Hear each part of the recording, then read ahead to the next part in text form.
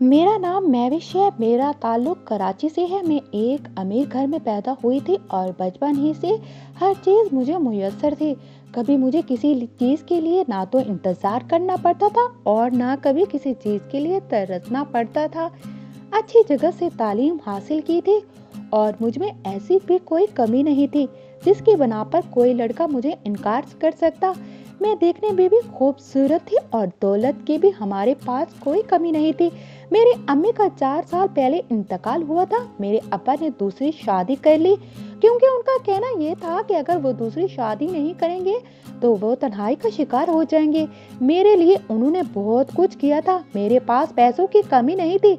मैं जो चाहती वो खरीद सकती थी और यही मेरे अब्बा ने मेरे लिए किया था कि इतना पैसा जमा करके उन्होंने मुझे पूरी आज़ादी दे रखी थी कि मैं इस पैसे को जिस तरह चाहूँ इस्तेमाल कर सकती हूँ। लेकिन उन्होंने अपना रास्ता अलग कर लिया। इन्हें किसी शादी की जरूरत थी इसलिए उन्होंने दूसरी शादी कर ली और अपने बारे में सोचा भी नहीं। कभी भी उनकी जाती जिंदगी में मुदाखलत नहीं की थी। वो अपने बारे में जो भी फैसला करते थे मुझे उससे कभी कोई एतराज नहीं रहता था। अब जब भी मैं उन्होंने दूसरी शादी का जिक्र किया तो मैंने उस पर कोई रद्द अमल ना दिया। उन्होंने किसी से दूसरी शादी करने का इरादा किया था, मैंने ये भी नहीं पूछा। और फिर एक दिन ऐसा हुआ कि वो एक औरत को अपने साथ घर ले आए और एक मुलाजिम से कहा कि उन्होंने मुझे बुलाया और मुझे ये बता दिया कि ये उनकी दूसरी बीवी है।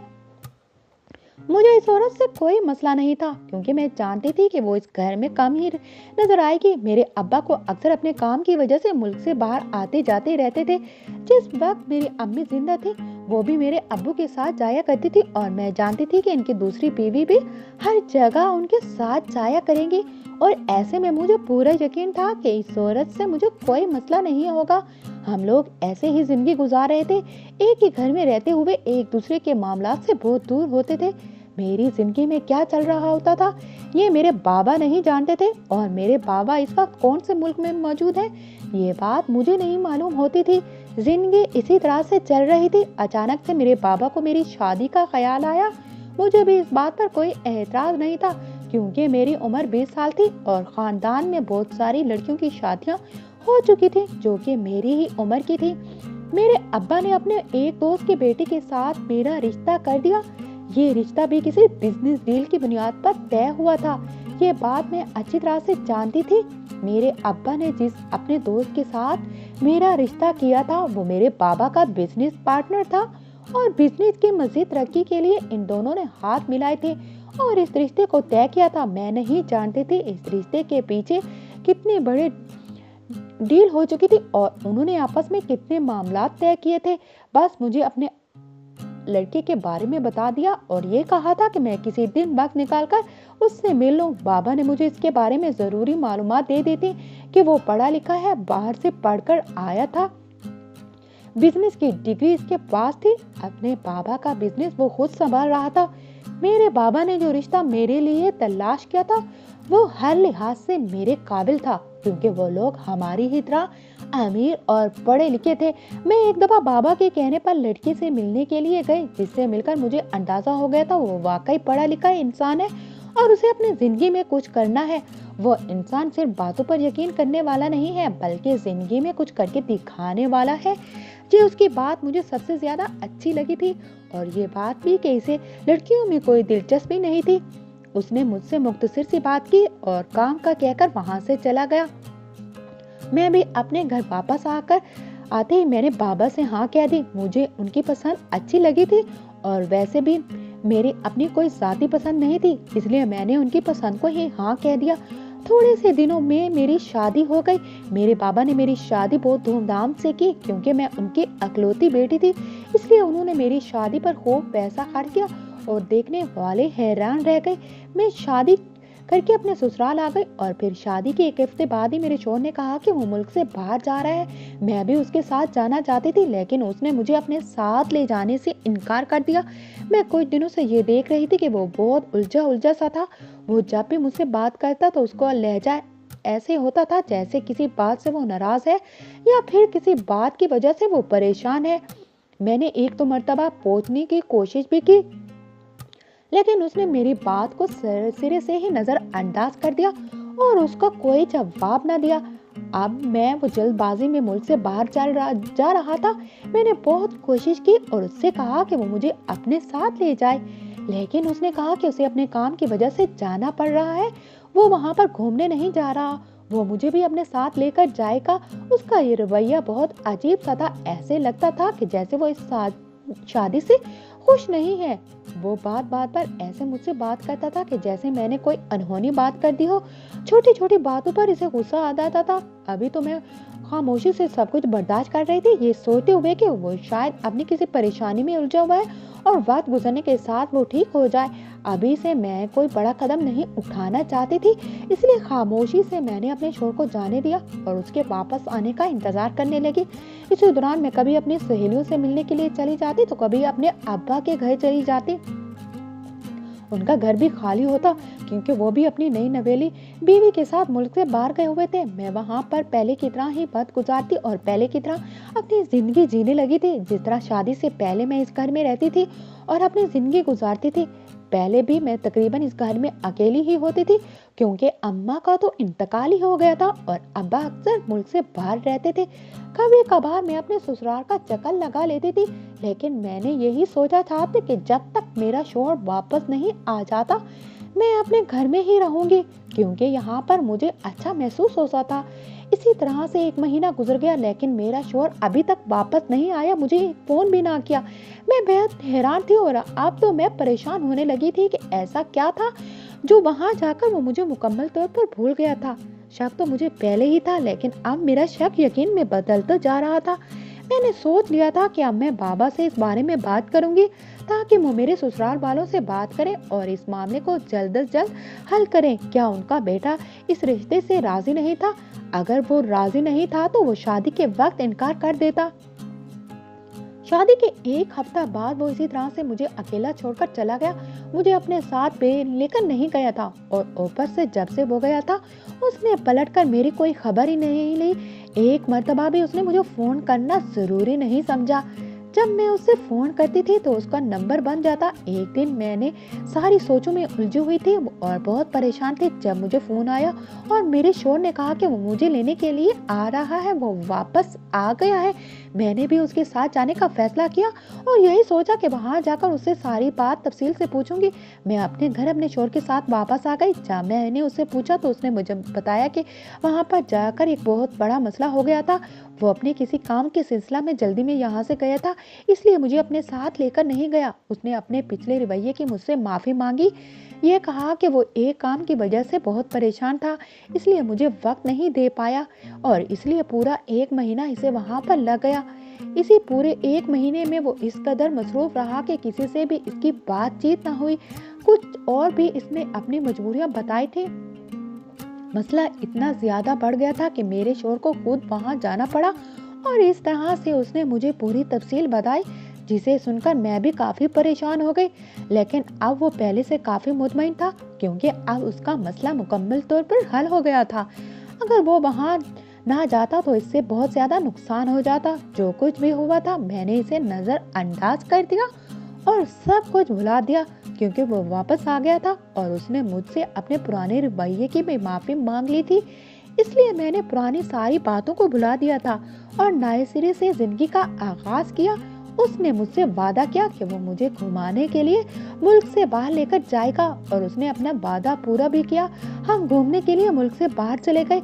वहां पर हम लोगों का वक्त बहुत अच्छा गुजरा, मगर जब हम वहां से वापस आए तो तब से मेरी तबीयत काफी खराब रहने लगी। दवा वगैरह लेती, उससे कुछ वक्त के लिए मैं ठीक हो जाती, लेकिन दोबारा से मैं बीमार हो जाती। कुछ समझ नहीं आ रहा था कि ये क्या हो रहा है। जब एक दिन मैं अपने शौहर के साथ एक डॉक्टर के पास गई तो उसने मेरे सारे टेस्ट करवाने के लिए कहा। दिन ब दिन मेरी सेहत खराब होती जा रही थी। जब सारे टेस्ट हम लोगों ने करवाए तो जो बात हमारे सामने आई थी उसने मेरे पैरों के नीचे से जमीन खींच ली। मुझे कैंसर हो गया और ये बात सुनते ही मेरे शौहर ने मुझे तलाक देकर घर से निकाल दिया। मैंने उससे बहुत कहा कि मैं इलाज से ठीक हो जाऊंगी, लेकिन वो मेरी कोई भी बात सुनने के लिए तैयार नहीं था क्योंकि डॉक्टर ने जवाब दे दिया था। उसने अपने घर वालों से भी यही कहा था कि वो मेरे साथ नहीं रह सकता, उसे अपनी जिंदगी बहुत प्यारी है।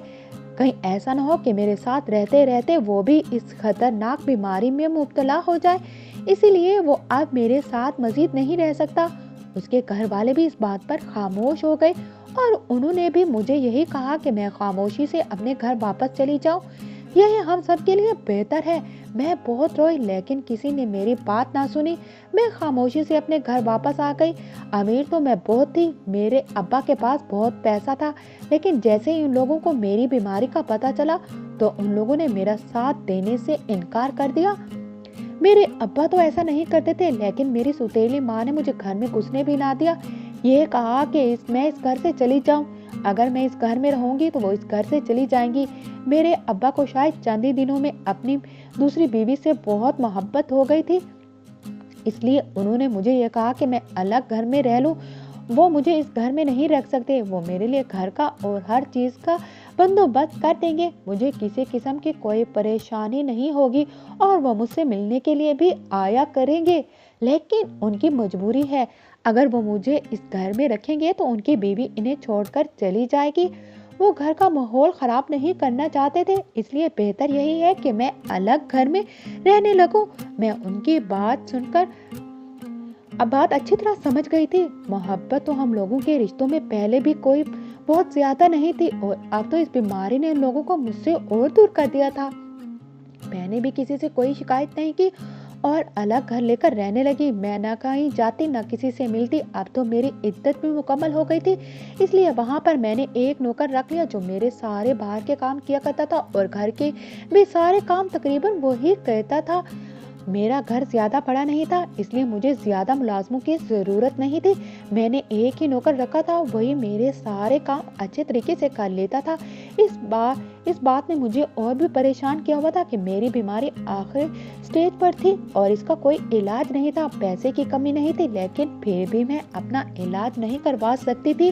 जिस डॉक्टर के पास मैं अपने शौहर के साथ गई थी, उसने साफ अल्फाज में ये कह दिया था कि अब मेरी बीमारी का इलाज मुमकिन नहीं है। इसलिए तो मेरे शौहर ने मुझे घर से निकाला और उसके बाद मेरे घर वालों ने भी मेरा साथ देने से इनकार कर दिया था। इसी वजह से मैं बहुत परेशान रहती थी और अपना बिल्कुल भी ख्याल नहीं रखती थी। एक दिन इसी तरह मैं परेशान बैठी हुई थी जब मेरे नौकर ने मुझसे मेरी परेशानी की वजह पूछी। उस वक्त पता नहीं मैंने क्या सोचा, मेरे दिल में ऐसी कौन सी बात आई कि मैंने इस नौकर को अपनी सारी कहानी बता दी। इस घर में तन्हा जिंदगी गुजारते गुजारते मैं थक गई थी, इसलिए मैंने उस नौकर को सब कुछ बता दिया था। एक दोस्त की तरह मैंने उसे अपनी बीमारी का बताया। मेरी बात सुनकर उसने एक बहुत ही अजीब बात मुझसे कही। उसने कहा कि अगर मैं इससे शादी कर लूं तो मैं फौरन ठीक हो जाऊंगी और अगर ऐसा ना हुआ तो मैं चाहे इसे काम से निकाल दूं।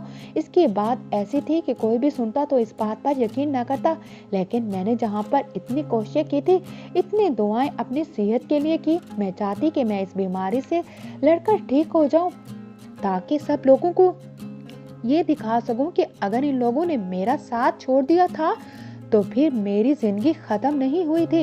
इसीलिए मैं जीना चाहती थी। और अब जबकि मेरे नौकर ने ये बात कही थी तो ऐसा करने में क्या हर्ज था। अगर मैं ठीक ना भी होती तो क्या था, मेरी जिंदगी के आखिरी दिन सुकून से गुजर जाते। वो मेरा ख्याल रखता था, कम से कम इसने बाकी लोगों की तरह मेरी बीमारी की वजह से मुझे तन्हा तो नहीं छोड़ा था। इसलिए ये सोचते हुए मैंने फौरन इस दिन नौकर से शादी कर ली। लेकिन हैरत का पहाड़ तो शादी की रात टूटा जब नौकर ने 30 के करीब पेपर मेरे सामने लाकर रख दिए। मुझे समझ नहीं आया ये क्या है, लेकिन जैसे जैसे मैं इन पेपरों में से एक एक पेपर को उठाती जा रही, हैरत से मेरी आंखें खुल गई। इनमें बहुत सारी ऐसी चीजें थी जो मुझे हैरान करने के लिए काफी थी। इनमें मेरे शौहर की तस्वीरें थी जो किसी और लड़की के साथ थी, और सब हैरान करने वाली बात ये थी, इसमें एक निकाह नामा मौजूद था जो मेरे शौहर का था। उसने किसी और लड़की से निकाह किया हुआ था और सबसे हैरान कौन बात ये भी थी कि वो निकाह उसने मुझसे निकाह करने के एक हफ्ता बाद किया था। उसका मतलब ये था कि जब मेरा शौहर मुल्क से बाहर गया था तो उस वक्त उसने उस लड़की से निकाह किया था जिसके साथ उसकी बहुत सारी तस्वीर भी थी। न सिर्फ ये बल्कि इन सारे कागजों में एक ऐसा निकाह नामे भी था जो मेरे अब्बा का था। मेरे अब्बा ने भी दूसरी शादी मेरी माँ के मरने के बाद नहीं की थी, बल्कि ये शादी उन्होंने बहुत पहले ही की हुई थी, लेकिन उसको जाहिर उन्होंने मेरी माँ के मरने के बाद किया था। मैं कभी अपने सामने पड़ी इन चीजों को देखती तो कभी इस नौकर की तरफ देखती। इसे ये सब कुछ कैसे मालूम था? ये सब कुछ इसको कैसे और कहां से मिला? जब उसने कहा कि ये तो कुछ भी नहीं है, अभी एक अहम बात तो बाकी है जो उसने मुझे बताई ही नहीं, और वो ये थी कि मुझे कैंसर नहीं है, मैं बिल्कुल ठीक हूँ। मेरा शौहर जानबूझकर मेरे खाने में कुछ ऐसी दवाइयाँ मिलाता था जिसकी वजह से मैं अपने आप को बीमार महसूस करने लगती थी। वो शख्स सिर्फ मुझे अपनी जिंदगी से निकालना चाहता था, इसलिए उसने ये सारा तमाशा किया था। और जिस डॉक्टर के पास वो मुझे लेकर गया था, जिसने मुझे ये कहा था कि मुझे कैंसर है और अब मेरा इलाज मुमकिन नहीं है, वो डॉक्टर भी इसका अपना डॉक्टर था और पैसों के लिए उसने झूठ बोला। मैं चाहूँ तो अभी जाकर इसके साथ अपने सारे टेस्ट दोबारा से करवा सकती हूँ। मुझे कोई बीमारी भी नहीं है, मैं बिल्कुल ठीक हूँ। मुझे अभी भी इस बात पर भरोसा नहीं था, और फिर अगले ही दिन मैंने अपने शौहर के साथ जाकर अपने सारे टेस्ट दोबारा करवाए तो मुझे यकीन हो गया था कि मेरे शौहर ने मुझसे झूठ बोला। मुझे ऐसी कोई भी खतरनाक बीमारी नहीं थी। हकीकत में वो मुझसे जान छुड़वाना चाहता था। वो मुल्क से बाहर एक लड़की को पसंद करता था, लेकिन उसके घर वाले इस लड़की से इसकी शादी करने के लिए तैयार नहीं थे, क्योंकि उसके अब्बा ने मेरे बाबा के साथ बिजनेस की कोई डील की थी, और मेरे बाबा ने ये डील इसी सूरत में करने का कहा था कि अगर उनका बेटा मुझसे शादी करने के लिए तैयार हो जाए। उन्हें सबसे ज्यादा अपने बिजनेस की फिक्र थी, इसलिए उन्होंने जैसे तैसे करके अपने बेटे को इस रिश्ते पर राजी किया। उसे धमकी दी कि अगर उसने इनकार किया तो वो इसे जायदाद से आग कर देंगे। इसी तरह से मजबूरी में इस लड़के को मुझसे शादी करनी पड़ी थी, और शादी के बाद उसका रवैया मेरे साथ अच्छा नहीं था, मगर फिर उसने सोचा कि अगर इसका रवैया ऐसा रहा तो सब लोगों को शक हो जाएगा, और वो कुछ ऐसा करना चाहता था कि मैं भी इसकी जिंदगी से निकल जाती और इस पर कोई इल्जाम भी ना आता। जब वो एक हफ्ते बाद ही मुल्क से बाहर गया तो इस लड़की के पीछे गया था। वहां पर उसने इस लड़की के साथ शादी कर ली थी, और इन दोनों ने मिलकर ये प्लान बनाया था कि मुझे इस तरह से अपनी जिंदगी से निकाल देंगे और फिर इस लड़की को अपने घर ले आएगा। फिर किसी को भी इसकी पसंद पर एतराज नहीं होगा, और जहां तक मेरी बात थी तो वो इसी सदमे से मर जाऊंगी, ये सोचते सोचते कि मेरी जिंदगी कम रह गई है। बीमारी से ज्यादा खौफ होता है जो इंसान की जान ले लेता है। इसके साथ ही साथ मेरे अब्बा ने जिस औरत से दूसरी शादी की थी, इस औरत ने भी पैसों की खातिर मेरे अब्बा से शादी की थी। वो भी बहुत जल्द मेरे अब्बा से सब कुछ हासिल करके इन्हें अपने रास्ते से हटाने वाली है। मेरे शौहर ने मुझसे कहा कि हमारे पास बहुत कम है, मुझे अपने अब्बा की जान को बचाना होगा, क्योंकि इनकी जान को खतरे में थी। वो औरत बहुत ही खतरनाक है और इसके इरादे ठीक नहीं है, इसलिए तो उसने मुझे सबसे पहले ही घर से निकाल दिया है। इसी औरत ने मेरे अब्बा से कहा था कि वो मेरी शादी करा दे, और अभी भी इसी औरत के कहने पर ही मेरे अब्बा ने मुझे अलग घर में रखा था। वो जानती थी कि अगर मैं इसी घर में रही तो इसकी सारी चालबाजियों को समझ जाऊंगी, और ऐसा बिल्कुल नहीं चाहती थी। इसने इस काम में बहुत साल लगाए थे, और अब जबकि बाजी इसके हाथों में आने वाली थी तो वो कैसे इतनी आसानी से किसी को बीच में आने दे सकती थी। मैं हैरान इसी बात थी कि मेरे शौहर को ये सब कुछ कैसे पता चला। जब उसने मुझे कहा कि वो कोई नौकर या कोई मुलाजिम नहीं है, बल्कि वो एक पढ़ा लिखा नौजवान है। वो मेरे बाबा के दफ्तर में नौकरी करता था। जब मैं अक्सर अपने बाबा से मिलने के लिए दफ्तर जाती थी, उसी वक्त मैं इसे अच्छी लगती थी, लेकिन वो ये नहीं जानता था कि मैं इसे कभी नहीं मिल सकती, इसलिए कभी भी आगे बढ़कर अपनी मोहब्बत का इजहार नहीं किया था। मेरे अब्बा के दफ्तर में काम करते ही इसे इस बात का अंदाजा हो गया था कि बहुत सारे लोग ऐसे हैं जो मेरे अब्बा के खैर खा नहीं हैं, इसलिए इसने सब लोगों पर नजर रखनी शुरू कर दी, और सबसे पहला नाम इसी औरत का है जो मेरे अब्बा की दूसरी बीवी बनकर हमारे घर में मौजूद थी। उसने सारी मालूमात इस औरत के बारे में हासिल कर ली थी। उसने मेरे बाबा को ये बात बताई भी, लेकिन उस औरत ने मेरे बाबा को ऐसे अपने हाथ जाल में बस फंसाया था कि मेरे अब्बा किसी की भी बात सुनने के लिए तैयार नहीं थे। जब उसने इस औरत की असलियत मेरे अब्बा को बताई तो मेरे बाबा ने इसकी किसी भी बात पर भरोसा नहीं किया। उसे मामूली सा दफ्तर का मुलाजिम समझकर नौकरी से निकाल दिया, लेकिन उसके बाद भी इसने हम लोगों की फिक्र करनी छोड़ी नहीं थी। जब उसे इस बात का पता चला कि मेरे बाबा ने मेरा रिश्ता तय कर दिया तो उसने पहले ही इस लड़के के बारे में सब कुछ पता करवा लिया कि वो लड़का क्या करता था और क्या नहीं। उसमें बहुत सारी बुरी आदतें भी थी, और उसे ये भी पता चल चुका था कि मुल्क से बाहर किसी लड़की के साथ उसके ताल्लुकात हैं। वो दोनों एक दूसरे से मोहब्बत करते हैं और शादी करना चाहते हैं, लेकिन सिर्फ बिजनेस की वजह से अपने अब्बा के हाथों मजबूर होकर वो मुझसे शादी कर रहा है। उसने ये बात भी मेरे बाबा को समझाने की कोशिश की, लेकिन मेरे बाबा ने इसकी कोई बात ना सुनी और वह खामोशी से अलग हो गया। अब इसके पास एक ही रास्ता था कि वो किसी तरह मुझसे हकीकत बताए, लेकिन मुझसे मिलना मुमकिन नहीं था। जब मेरे शोहर ने मुझे छोड़ दिया, मुझे घर से निकाल दिया और मैं यहाँ आकर अकेली रहने लगी, उसे ये पता चला कि मेरे शोहर ने मुझे घर से निकाल दिया है मेरी बीमारी की वजह से, तो वो यहाँ आकर मेरा नौकर बनकर रहने लगा। वो जानता था कि मेरा शोहर झूठ बोल रहा है, मुझे कोई बीमारी नहीं है, इसलिए उसने मुझसे कहा कि मैं अगर इससे शादी कर लूंगी तो फौरन ठीक हो जाऊंगी। वो चाहता था कि मैं इससे शादी कर लूं ताकि कोई भी इससे मेरी मदद करने से रोक ना पाए और वो इन सब बुरे लोगों को मेरी जिंदगी से निकाल सके जो मेरे और मेरे पापा की जिंदगी को खराब करने पर तुले हुए थे। मैंने उसका साथ देने का वादा किया और फिर उसके बाद मेरे शोहर ने हम दोनों ने मिलकर मेरी सुतेली माँ के खिलाफ सबूत इकट्ठा करना शुरू कर दिए। हमारे हाथ इस औरत के खिलाफ बहुत सारे सबूत लगे थे। मेरे बाबा से पहले भी वो एक अमीर बिजनेसमैन से शादी कर चुकी थी और इसी तरह से इससे बहुत सारा कुछ लूट चुकी थी। बाबा को इस औरत की असलियत दिखाने के लिए जरूरी था कि इसके खिलाफ बहुत सारे सबूत इकट्ठे करते ताकि वो दोबारा से मेरे बाबा को अपनी बातों में उलझाती ना और मेरे बाबा की बातों पर भरोसा ना करते। सारे सबूत लेकर हम मेरे बाबा के पास गए थे और मैंने सारी कहानी अपने बाबा को बता दी। ये भी बताया था कि इनके दोस्त के बेटे ने मेरे साथ कितना बड़ा फ्रॉड किया था। बाबा जैसे जैसे मेरी बात सुनते जा रहे थे, इन्हें इस बात पर यकीन नहीं आ रहा था। उनके दफ्तर में काम करने वाला वो लड़का जो कुछ भी कहता था वो ठीक कहता था, मगर उन्होंने कभी भी इसकी बात पर ध्यान नहीं दिया। अगर वो इस वक्त इसकी बात सुन लेते तो शायद इतना बड़ा नुकसान ना होता, मगर अभी भी देर नहीं हुई थी। वक्त पर हम लोग वहाँ पहुँच गए थे, वरना वो औरत मेरे बाबा की जान ले लेती। वो औरत अपने बेटे के साथ मिलकर ये काम करती थी।